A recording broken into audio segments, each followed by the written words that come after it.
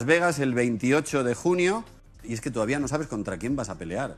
No, que es Islam y es Charles. Islam es más grande que tú, 8 centímetros más alto. Makachev, si es Makachev, te va a intentar tirar al suelo. Y tú dices, claro. Tú dices que el suelo es un punto... intentarlo y conseguirlo hay una gran diferencia.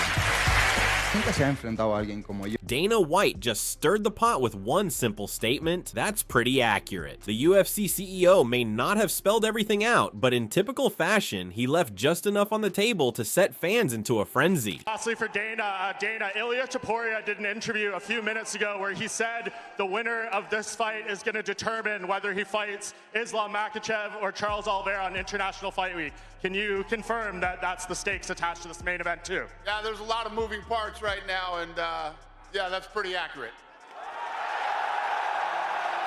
The future of two of the UFC's most stacked divisions, lightweight and welterweight, hinges on the outcome of one main event. But the biggest takeaway? The dream fight between Islam Makhachev and Ilia Topuria, a potential all-time classic, might not even happen. Everything seemed to be pointing towards Topuria's long-awaited lightweight debut, coming against none other than the pound-for-pound #1, Islam Makachev. The Georgian-Spanish star vacated his featherweight title earlier this year to chase history in a second division, and the UFC appeared ready to deliver. Topuria himself, speaking publicly before UFC 315, made it clear that he'd be headlining UFC 317. I would ask him, what's your favorite submission? Dark show. I'm gonna submit you with that. This is a guy that's trained and coached by Khabib, 28-0, never lost a round. I will submit him closer to Khabib. Khabib used to take people in his shoulder, take them down, and talk to Dana. I will take him back to Khabib. Khabib, I have to do it. According to White, the entire situation is fluid. That pretty accurate comment came after Topuria revealed his path forward depends entirely on the result of the UFC 315 welterweight title fight between reigning champ Belal Muhammad and surging contender Jack Della Maddalena. As simple as it sounds on paper, the implications are huge. If Muhammad retains his belt, Makachev and Topuria will go head-to-head in a blockbuster for the lightweight crown. But if Matalena manages to dethrone the champion, everything changes. Ilia Topuria did an interview a few minutes ago where he said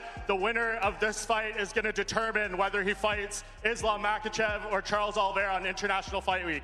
Can you confirm that that's the stakes attached to this main event too? Yeah, there's a lot of moving parts right now, and yeah, that's pretty accurate. In that alternate scenario, Makachev reportedly plans to abandon his lightweight throne and make a move up to welterweight, leaving his 155-pound title vacant. That would set the stage for a Topuria versus Charles Oliveira showdown at UFC 317, likely for the undisputed belt. Oliveira, a former champion and perennial top contender, has been waiting in the wings for another shot at gold, and with Makachev potentially out of the division, the timing couldn't be more perfect. I would like to fight with Islam, that's for sure. I would like to fight him. But if they don't give you that fight, if they give you like a #1 contender fight, when would you like to fight next? I wouldn't fight for a #1 contender really? fight. No. You only want to fight for the title? Yeah, of course. Really? Okay. Of course. Yeah, I understand. That makes sense to me. Look, also, it's the most marketable fight. Everybody else has lost to him. Right? I don't care if Islam decides that he doesn't want to fight me. I don't care. I said till you're gonna have to fight me. Okay, you say that you are the world champion, you're gonna keep dominating the division, all that. I'm here. You can't keep avoiding me all the time. So you would just sit on the sidelines rather than fight someone else? I don't think that they're gonna do that. I don't think they would put me on a sideline because they asked me to. I vacate the belt because I told them that I wouldn't fight in 145 again, but I get the promise that I would fight for the title in my next fight. So how much time you will stop me and from the fighting? So they did give you a promise that your next, when you vacated the belt, that your next fight would be if for they the title. give that chance to everyone, why not to me? The uncertainty has created a storm of anticipation heading into UFC 315. Both Muhammad and Matalena are fully aware of what's at stake, far beyond just a welterweight title. Their fight will shape the entire upper structure of the UFC heading into the summer. But what makes things even more complicated is the relationship between Muhammad and Makachev. The two have a strong personal connection and have have repeatedly said they're not interested in fighting each other. That's why Makhachev has no intentions of moving up to challenge for Muhammad's belt. But should Matalena take that title, the door swings wide open for the Dagestani to pursue champ status. There's been a bit of discussion around you potentially fighting Islam Makhachev. This is something that I want to do. Islam, he's a great fighter. He's the #1 pound for pound. I'm the best fighter in the world. So I know that I can do with him whatever I want to do because I know that I'm much better than him. The UFC knows that, but at the end of the day, this is something that the UFC decides, you know, because they know how to run the business. They know how to do it. They have a lot of experience. Despite all the moving parts, both Topuria and Makachev have already begun training. Even without an official announcement, they seem confident that one of these matchups will materialize. UFC 317, scheduled for June 28th in Las Vegas, is expected to feature Topuria in the main event regardless of his opponent. For Topuria, it's a no-lose situation. Either he gets the super fight against Makachev, where he could cement himself as a two-division legend, or he faces a fellow former champion in Oliveira for the vacant belt, a high-profile fight in its own right. There is no size difference between Ilya and Islam. It's a 145 versus a 155. Do 45-pounders and 55-pounders not know? You weigh the same thing. You're talking about a 10-pound spread in the worst of cases. Are you aware that Muhammad Ali, when he was the heavyweight champion of the world, weighed 198 pounds? George St. Pierre versus Michael Bisping comes to mind. Lighter of the two, George St. Pierre, winner. I don't know how Ilya would do with Islam. I'm just blown away by the analysis that he would have no chance. That's very strong language. What piece of history are you basing an advantage to the larger guy? I would love an answer. Tell me a time that the lighter guy got outmanned. Every wrestler knows the hardest guy to take on is the top guy from one weight class below you. But there's a wild card, Jack Della Maddalena. The Australian knockout artist has quietly put together a dominant 7-0 streak in the UFC, including a devastating win over Gilbert Burns. Despite being perceived as the underdog against Muhammad, he's entering the octagon with a fiery mindset. He's not just hoping to win, he expects to. And if he does, it won't just shake up the welterweight division. It will cause a chain reaction that impacts the lightweight scene as well. What do you think of Belal Muhammad as a champion? And be honest, what do you think of his fight style? There's no question. He's got a boring fight style. You know, he's good at holding people down, getting victories, but across the board, you know, he can hold down the strikers, he can outstrike the grapplers. How do you rate his striking? I think he's fast. He's not. I wouldn't say he's dangerous. I definitely think he's fast. You know, I think his threat of the takedown makes his striking better. Definitely think it's a boring style, but I mean, I think winning is obviously his #1 goal, and fair play to him. But I feel like I can beat him. I'm a more dangerous fighter for sure. And not only get the world title, we get the world title off a dominant finish. Matalena has made it known that he's not backing down from the moment. This is his first title shot, and he plans to go all in. He's promised to bring pressure from the opening bell and isn't afraid of Muhammad's elite grappling. Surprisingly, it's Muhammad who has added a twist of his own. Ahead of the fight, he revealed that he has no intention of attempting a takedown, an eyebrow-raising statement, especially considering his grappling prowess.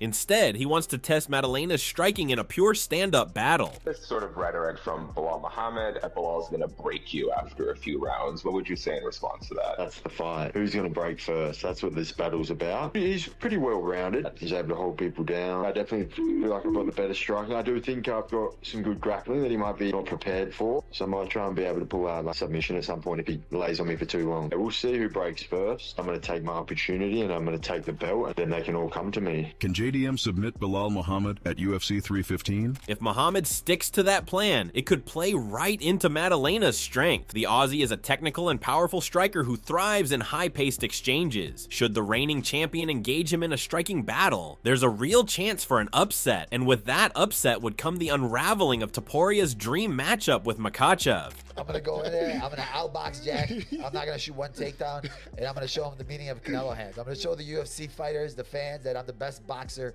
in the UFC, the best boxer in the welterweight division. Trust me, you guys want to tune in, don't miss it.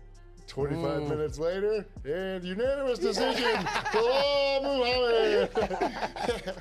Meanwhile, Makachev has been vocal about wanting to move up to welterweight, but has stayed loyal to Muhammad. He's made it clear that he won't chase two-division glory at the expense of their friendship. That loyalty, though admirable, is precisely what's holding up the UFC 317 announcement. Should Muhammad lose, Makachev would have no such reason to stay at lightweight, opening the door to a new chapter in his career. I want to be double double champ, because not make sense give the chance third time from the some guy. Okay, I beat the Volkanovski twice. People still say you beat small guy. If I beat Topuria, it's gonna be the same. If I go up, takes a second belt, this is a legacy. For his part, Topuria isn't worried. He believes he was promised the chance to become a two-weight world champion, and he's prepared for either opponent. Whether it's the dominant Makachev or the dangerous Oliveira, Topuria is confident he's ready. His statement on Spanish television, where he confidently laid out the UFC's plan, was later supported by Dana White, and while White's vague confirmation didn't lay out every detail, it added legitimacy to the unfolding storyline. So with this extra 10 pounds, how much better do you think you'll be able to perform inside the octagon? Because I would imagine physically, as good as your performances were, and they were spectacular, your body could not have been operating at 100%. You are going to see me at 155 that I'm going to touch someone and I'm going to take his lights out. I don't need to touch his chin. I just touch his head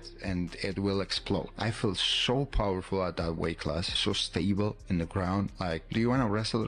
Let's wrestle. No problem. And I have the gas tank for 5 days, not 5 rounds. The growing buzz around a potential UFC clash between Ilia Topuria and Islam Makhachev has drawn a wide range of opinions from fighters and analysts across the MMA world. While UFC veteran Quinton "Rampage" Jackson admires Topuria's explosive fighting style and believes the Spanish-Georgian contender might be so dangerous that he's actually deterring potential challengers, others are not as convinced. Jackson speculated that the Makachev camp could be treading carefully, aware of the power Topuria brings to the cage. And last one, another big fight they're trying to put together, this Islam Makhachev and Ilia Topuria fight. Do you think that happens? Because that to me, other than Jones and Aspinall, is the biggest fight you can put together right now in the UFC. Yeah, you know what? You bring up some good points. I agree with you. I've grown to be a big fan of Topuria.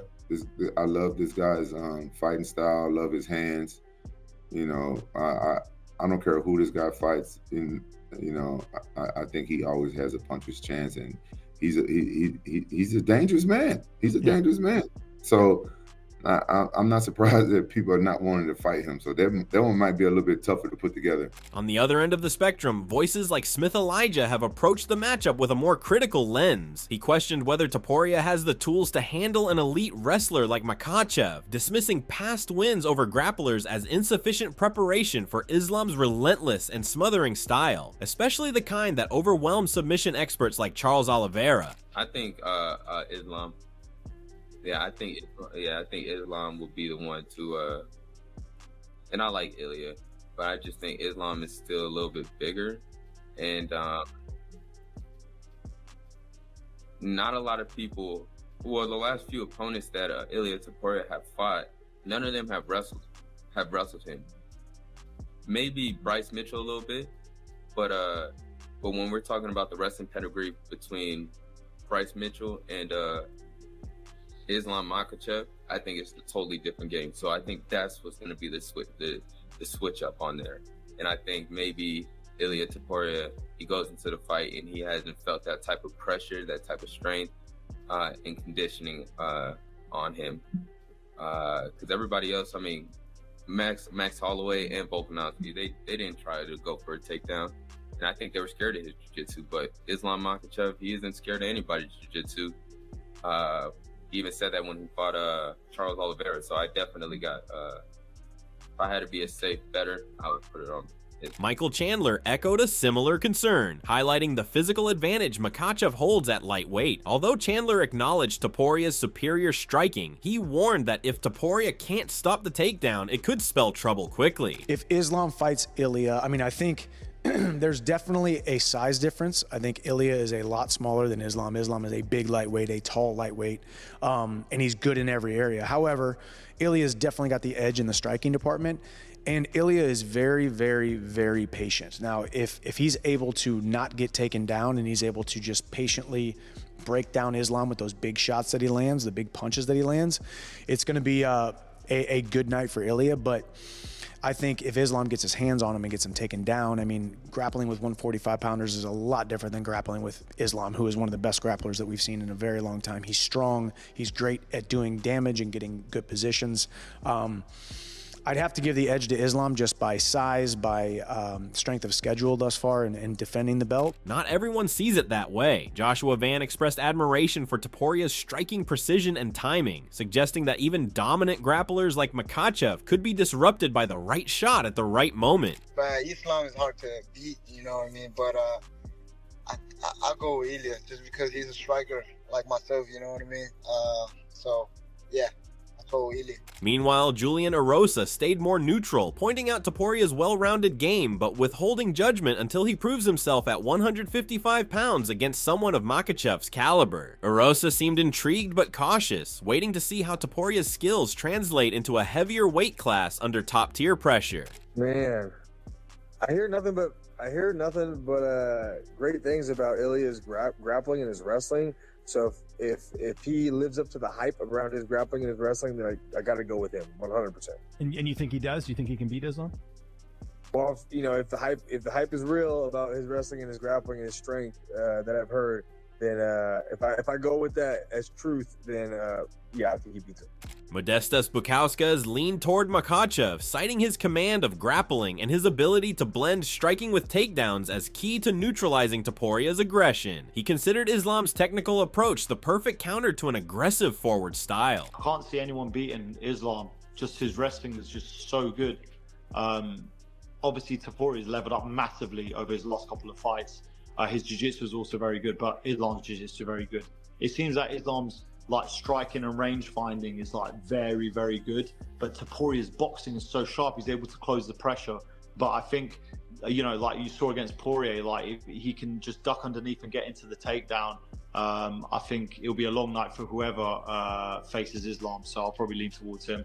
On the flip side, Jorge Masvidal had no doubts about Topuria's chances. Confident in his wrestling defense and knockout power, Masvidal openly backed Topuria to come out on top, regardless of the opponent's credentials. I'd bet the house on Ilya. His grappling, offensively, it's very good. If you shoot in on this guy's legs, and you make a mistake and you're the one going for the takedown, he has a very good chance that he might put your ass to sleep. Arman Tsarukyan offered a strategic take, suggesting that Topuria's build could make it harder for Makachev to shoot for takedowns. Tsarukyan believed Topuria's power and compact frame might actually work in his favor, especially if he could land cleanly. However, he still acknowledged that Islam's best route would be a measured approach, utilizing range, reach, and selective grappling. If Islam and Ilya fought for the title, how do you see that one playing out? It's a tough fight. Ilya, better striking, good boxing. He never fought with guys who can wrestle very well like Islam. So we'll say it's a 50-50 fight. Do you think they're going to give Ilya the opportunity to fight Islam for the title if it's not you? I think so. I'm open for everybody from top 5. Mateusz Gamrot found the matchup compelling, but leaned toward the current champion. He questioned whether Topuria had the necessary physicality to truly threaten someone as seasoned and dominant as Makachev. In Gamrot's eyes, without that imposing presence, Topuria could struggle to control the fight. For me, interesting fight, but but I don't know. Topuria is small guy. Islam is really big guy. And I don't think that Topuria has changed against him, if you wanna fight with Islam, you have to be big guy, similar like him, because he's good everywhere. But if your body is smaller than him, so you don't have change for sure. Jamahal Hill was one of the more vocal supporters of Topuria's chances, pointing to his speed and striking accuracy. Hill emphasized that it doesn't take much for Topuria to end a fight, especially with the kind of timing and finishing instincts he's shown. I believe he's capable of beating Islam. Just what I've seen and personally too, just hand speed, and the tricks and the way he plays with his striking game. I believe he's definitely capable of catching Islam. And if he catches anybody, I believe he can knock them out. I believe his power might even carry. Not saying that his size and things like that, he can move up to those higher weight classes, but if he catches it, the way he hits it, if somebody even in the bigger weight class get like that, he can put them on wobble street. Dustin Poirier, ever the tactician, agreed that Topuria could hold an edge in a striking heavy battle if he could keep the fight on the feet. Still, Poirier remained realistic about the size difference and noted that Makachev's improved striking made him more dangerous than ever. How do you think he would do against Islam? I mean, if he can stop the takedowns, I think his boxing is better than Islam's. I think he's a bigger puncher. Islam's technique is getting a lot better on the feet. He's kind of crafty and elusive. When I fought him, he fought at a weird range, but I think the size difference is just too much, I believe. Arnold Allen speculated that Makhachev might be more focused on cementing his legacy than engaging in risky fights. While he respected Topuria's rise, Allen theorized that Islam may not see enough value in facing someone still unproven in the lightweight division. I understand why Islam wouldn't want it, right? He wants to fight legit contenders, and he's had like featherweights, ex-featherweights, late notice guys, replacements.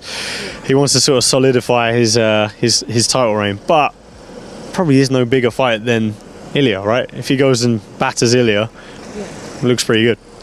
Do you think he beats Ilya? These guys, I don't know. To be honest, I've ruled him out a few. Oh, we're gonna get run. Hello. About to get ran over. Sorry. My bad. I don't know. Every time I've ruled him out, he proves me wrong. So I'm not going to do it again. Yeah, like I say, I think Islam wins and he gets ironed out. So Austin Vanderford added an unusual insight, noting that Topuria has never thrown head or body kicks in his UFC tenure, potentially revealing a limitation in his striking variety. Still, he praised Topuria's ring IQ and suggested his momentum could make up for any gaps. Man, it's always tough to go against the Dagestani, especially when we're talking about, pound for pound, one or two best fighter in the world. So, but Ilya Topuria is something special. His boxing, his wrestling. I saw a stat last week. It was like, I don't think Ilya's thrown a single head kick or a body kick his entire UFC career or something. You know what I'm talking about, James? Yeah, I do. Yeah. Man, I mean, that's another one of those situations where it just takes one for Ilya, and he's kind of one of those slow, methodical guys, and he's always processing information in the fight. I'm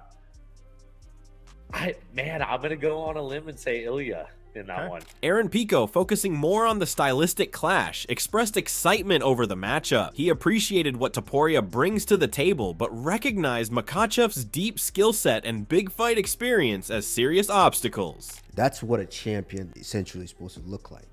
Make the calls, go out there, deliver on the calls, then all of a sudden vacates the title. I mean, how do you feel? Because you said earlier, like, you were looking at him and going, there's holes here. I think it's good for the sport, to be honest with you. I mean, him and Islam, people really want to see that. Everybody has their own style, and it seems like his style is just doing what he did. Honestly, I believe Islam is just a little too much for him, but I'm also a fan, so I would love to see that. Alexander Volkanovski, who shared the cage with both men, brought one of the most balanced insights. He acknowledged Topuria's knockout ability, but stressed that beating Makachev requires far more than just power. Volkanovski highlighted Islam's diverse strengths and emphasized that any challenger would need to be adaptable and well-rounded to stand a real chance. The thing is with Ilya, he's a dangerous fighter and he can catch anyone. If he goes there and he's stoic and he's, even if the fight's not going his way, he will not eventually get it, but he's going to keep trying to find it. Them later rounds are going to get harder for him, but if he was to land, he could definitely knock him out. I think that's going to be hard to do. I think Islam's a pretty safe fighter. I think the scrambling stuff, even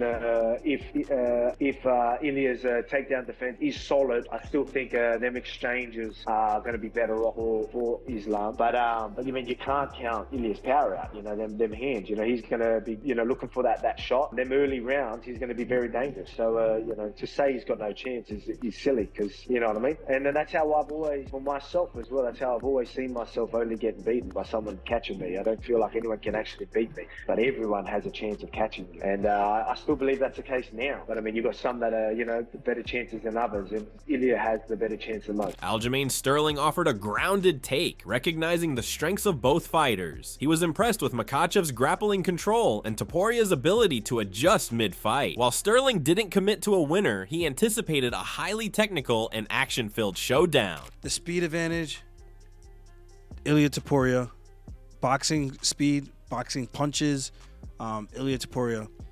Calf kicks, which is a very dangerous weapon, I think Ilia Topuria uses those way better than Islam Makhachev. I don't think Makachev really throws kicks like calf kicks or leg kicks. Wrestling, control, and submissions, I'm going to lean towards Islam Makhachev. Fight IQ, that's hard. Both guys are really, really good. I think they're neck and neck. It's hard for me to pick. Coach Eddie Cha reflected on Topuria's evolution over the years, noting his transition from grappling specialist to a dangerous dual threat fighter. Though he admitted Makhachev's size could be a factor, Cha believed Topuria's development makes him a legitimate contender at lightweight. People probably think I'm crazy, but I think Ilia can get it done. Okay. He's one of my favorite guys to watch right now. His distance game. I mean, if you've seen him when he was like 6 or 7-0 at Brave before the UFC, he would just take guys down and just grapple. You know, I think that was his biggest strength. That's why I'm so impressed with that guy, because for him to be as good in striking in a short amount of time, understanding the game and how he runs his offense, it's phenomenal. So a size factor is my biggest concern, and I think the grappling, we'll see what happens, but I like Ilia on that one. Beneil Dariush provided a more empathetic view, defending Makachev against any narratives suggesting he's avoiding tough matchups. Dariush reminded fans that Islam has already stepped up multiple times and faced top opposition, sometimes on short notice. He argued that champions often find themselves in no-win situations, criticized whether they take or skip certain fights, and that Makachev deserves credit for the challenges he's already faced. It's rare in the UFC for one fight to impact so many divisions and so many careers at once, but UFC 315 is that kind of fight night. Makachev has fought the 45 champion before when he was, you know, the pound for pound, so he's like, I don't want to do that. I want something else. But at the same time, he's already beat Arman before, so he's not really looking forward to fighting Arman. He's beat Charles. He's not really looking forward to fighting Charles. So it's a weird problem to have. He wants new opponents, but there really isn't anybody except for Ilia. But Ilia is a 45er, and that seems to be, he's not really interested in it. So he might wait. That's always an option too, right? He could wait because he just fought, and you know, and he could wait a little bit and see who's going to be available. Is Islam in a lose-lose with this Ilia situation? Because I saw somebody say online, if he doesn't fight him, people will say he's scared. If he beats Ilia, people will say he's beat another featherweight champion. And if he loses to Ilia, people will say he's lost to a featherweight champion. Yeah, there's truth to that for sure. I mean, and it's not like, you know, Islam's going to be the underdog in this fight. The stakes couldn't be higher, not just for Muhammad and Matalena, but for Makachev, Topuria, and Oliveira as well. The landscape of two weight classes could be rewritten in one evening, and that's why all eyes will be on Montreal this Saturday. So what are your thoughts about this? Do let us know in the comment section below. If you enjoyed this video, make sure to subscribe and check out some of our other videos on the screen right now.